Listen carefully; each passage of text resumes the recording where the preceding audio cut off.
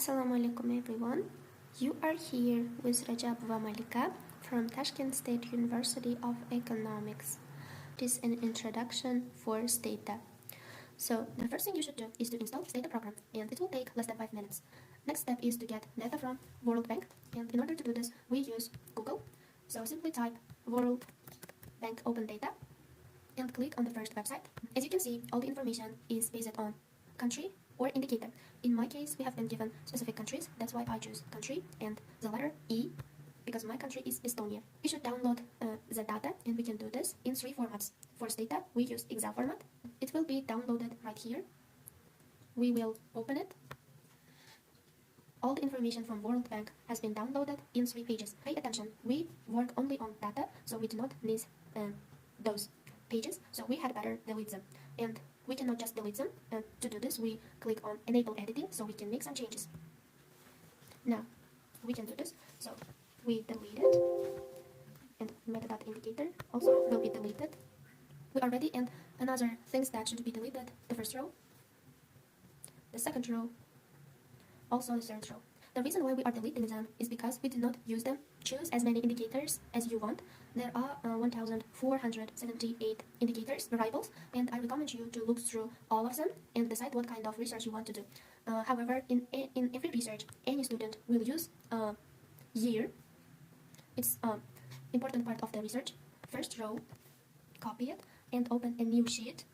Click on the first column, paste it in transpose format.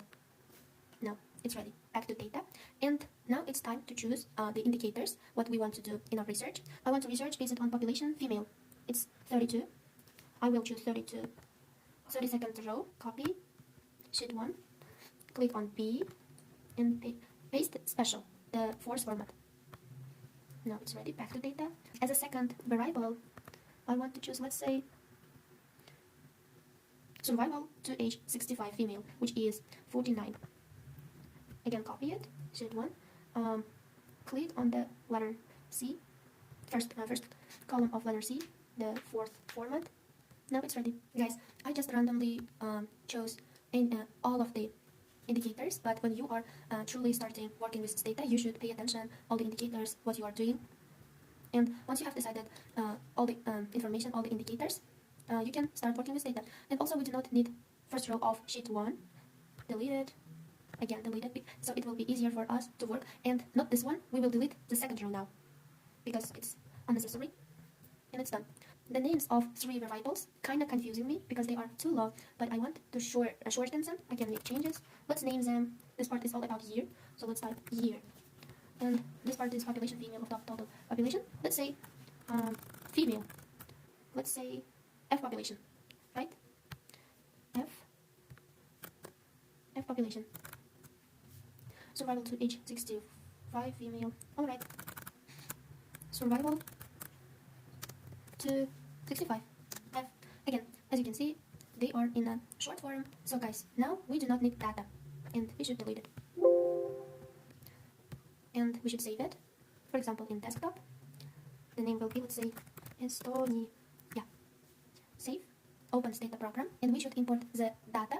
We do this by clicking on File, Import, Excel spreadsheet, Browse, Estonia, open. Click on Import first row as variable names. Okay, yes, it is an introduction and all basic things that you need for Stata. I want to show you how to save your file as DTA. To do this, we click on Save button and write what name you want. This is just the name I want, and here you can see it is going to be saved as DTA file. So click Save. As you can see, I didn't use the same variables because I forgot to take a video of how to install your file as DTA. That's why I used another program to take this video. So after importing our Excel file into Stata, right here you can save all the variables. Now we will start working with data. The first thing we gotta do is log begin. From here we will type and we will click on File and log begin. And any name that you want, for example, Estonia, and this button here. Log because the computer will understand only log file, not this one, formatting log as MCL. So that's why we'll choose this one, and then save, and it has been saved. The next thing that we are going to import is our do file. So click on this button here and choose your do file and open. here is our all commands that we will use for data. Before this, we're gonna type browse, and here all our variables: year, expert, investment, labor, and GDP per capita. And there is no red color, which is really good because when it's in red, we gotta make it in black. So let's go. So we have written log begin and browse. Reminder if there is some kind of string data, destring it. Yes, there is no red color, so we don't need to destring it. And then sum. We're gonna type sum. By pressing this button, we can get this table. And guys, I'm gonna tell you something that all you need to do is to copy the things into this comment part, and it will appear right here. All like everything. When you type like as doc, and then any comment from your do file, it will appear in Word file. Alright. And here you can open it. Like any kind of like tables or regressions will appear right here. And you type as doc. Like it could be anything. And then you gotta close my file, because otherwise there will be some errors, right colors right here. So after typing every comment from here, you will copy and paste those things into your Word file. I have copied everything that I got from Stata, starting from descriptive statistics until like a lot of graph box and other tables. That's why what I'm trying to say is that I'm not gonna talk more about Stata. I'm gonna talk more about my Word file, because this is where all of my results analysis have been gone. And also I have talked more about Stata in my previous video. Yes, that's it. That's how you're gonna work with this. So let's start with my Word file. So let's start with my Word file. Here's the name of my research, my name and my contact number. There's no foreign numbers, just in case. And here's my email, contact, and then affiliation, where I study, even my grow and job classifications. And I have talked more about job classification and everything, even my ORCID number, and then abstract, a little information about my research, like keywords, introduction, and then methods, and literature review. I have also talked how to get literature review in previous videos, and then here is the references of that literature review. And here, analysis and results part begins. So the first one is descriptive statistics. Here is variable, and I have also written a little conclusion. The table represents summarization of all the information that I used in my research based upon the country of Estonia. It includes variables, observation number, mean, standard deviation, minimum, and maximum. So observation numbers means how many amount of thing about this variable. For example, there are 33 years. Starting, the minimum is 1990, and the maximum, and the ending point is 2023. And here we have 33 years. And mean means the middle point. 2006 is the middle point. And standard deviation means how far from the mean, how far. And other variables will be described the same, and this one is GDP per capita. And then the next command you will use in your data is TS line. It looks kind of like a line graph. You will see in IELTS. And here is the a little bit conclusion. This is a combination of 4 line graphs describing specific sectors of Estonia. X means experts of goods and services, picked its highest position in 2011, right here. And after a huge decrease, it has started increasing again in recent years. GDP per capita, current LCU, has been increasing from the very beginning. Various labor force total, so considerable decline in 90s and remained until 2020. As regard for foreign direct investment, net outflows, BOP, current US dollars, it fluctuated a lot over the whole period. As I have written this, kind of like IELTS task 1 essay, but this is what it is. So after that, and here, right here, we also have kind of line graph, and as you can see, all 3 relations between expert and the 3 sectors are positive since the fitted values go up. Yeah, as you can see, even this one is increasing over time. That means the relationship between labor force, for example, or expert and investment, expert and GDP per capita, all of them are positive. And after that, we have graph box. Actually, like 75% of the data of the data will be described in this part, in this rectangle part, and 25% of that will be described by these 2 outlines. They are called outlines.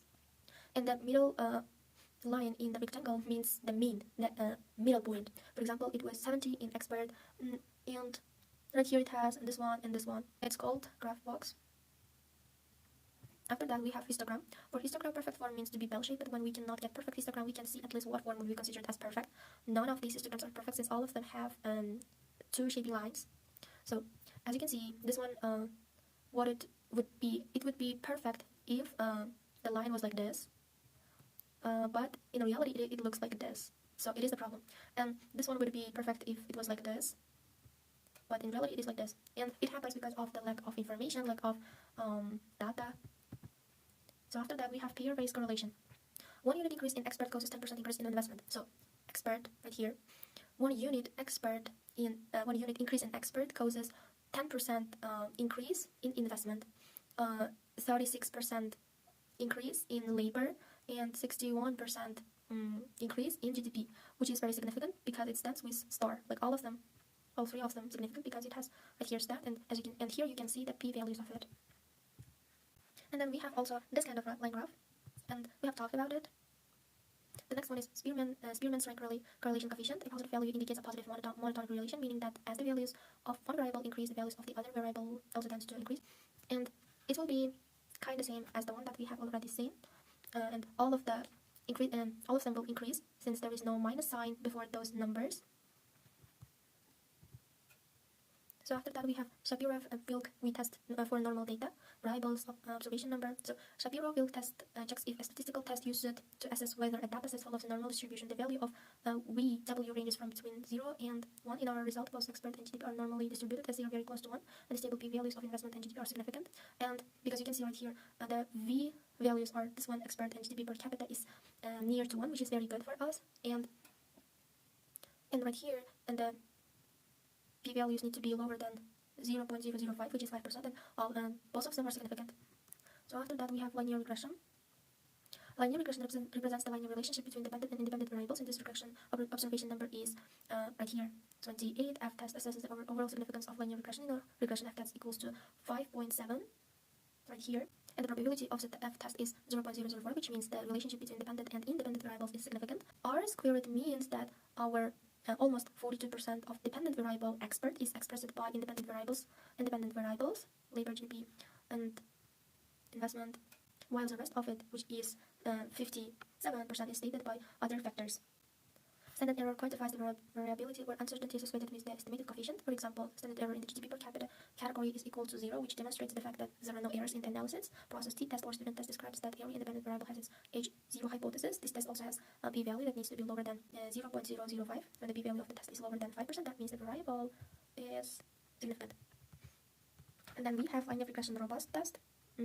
Robust linear regression is designed to be more resistant to the influence of outliers and deviation from assumption compared to traditional linear regression. In standard error category, the value used differs. To example, here is 0.0 errors in robust, while in traditional linear regression it is equal to 0.002. Right here it says like this, but in previous regression we have seen that it was 0.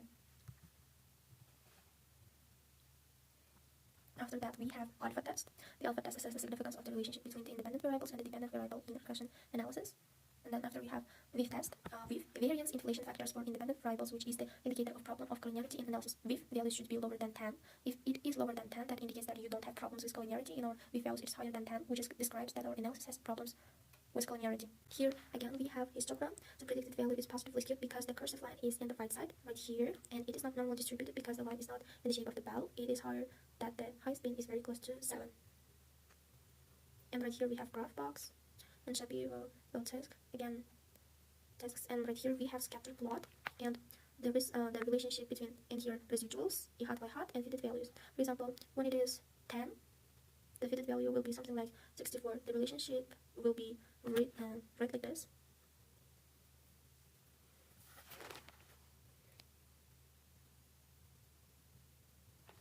So it is all that we have in our research that we did with data.